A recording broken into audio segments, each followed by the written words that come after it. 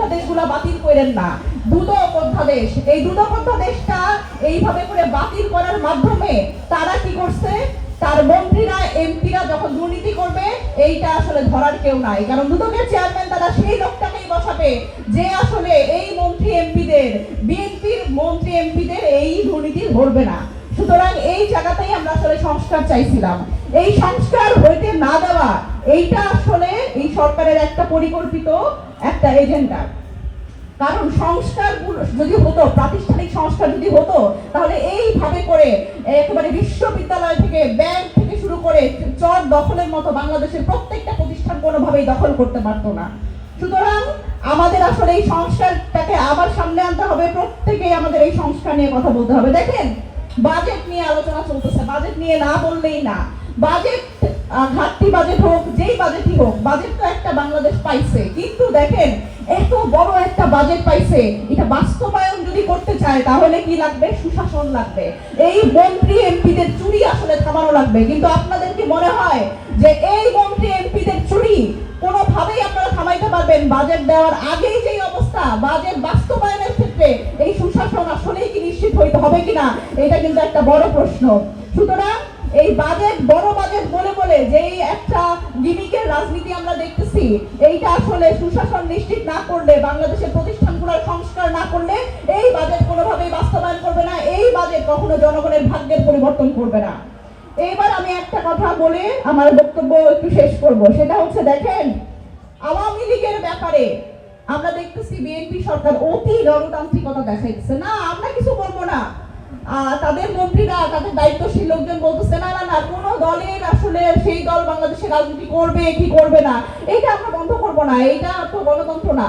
এই যে অতি গণতান্ত্রিকতা, এইটা হচ্ছে নিজের পায়ে নিজে কুড়াল মারা। কারণ দেখেন, এইখানে আওয়ামী লীগের যে ন্যারেটিভ, সেটা এস্টাবলিশ করার জন্য আমরা দেখতেছি যে বিশিষ্ট ছাত্র নেতারা, বিশিষ্ট সাংবাদিকরা, বিশিষ্ট রাজনৈতিক বিশ্লেষকরা, সিনিয়র সাংবাদিকরা, তাদের প্রচুর ফান্ডিং দেওয়া হচ্ছে।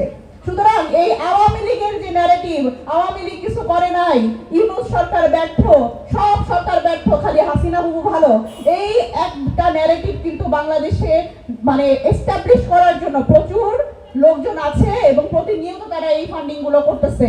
সুতরাং আমাদের যদি আসলে এই একটা প্রশ্নে আমরা একমত না হই, আওয়ামী লীগের যদি বিচার আমরা না করি, তাহলে আমাদের আসলে যেই পর্যন্ত আমরা এসছি সেখান থেকে আরো অনেক পিছায় চলে যাব। দেখেন, এইখানে আওয়ামী লীগ যে একটা সন্ত্রাসী সংগঠন, এই ব্যাপারে আমাদের কোনো দ্বিমত থাকা উচিত না। কারণ আওয়ামী লীগ সেই সংগঠন যেটা আসলে ভারত থেকে, যেটা আসলে বাংলাদেশে একটা তার একটা অফিস, তার একটা কার্যালয় নিয়েছিল, এবং যখন বাংলাদেশের মানুষ তার প্রতিরোধ গড়ে তুলেছে এবং একটা গণ অভ্যুত্থানের মাধ্যমে তাকে বিতাড়িত করেছে, তারা তাদের হেডকোয়ার্টার সেই দিল্লিতে চলে গেছে।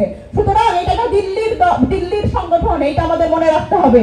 এবং এই আওয়ামী লীগের দল হিসেবে বিচার করার জন্য আইসিটি ট্রাইব্যুনালে বিচার করতে হবে, এই জায়গায় আমাদের আসতে হবে। দেখেন, এখানে আমাদের শহীদ পরিবারের যারা আছেন, তারা তাদের সন্তানের হারানোর যে দুঃখ তারা ভুলতে পারে নাই।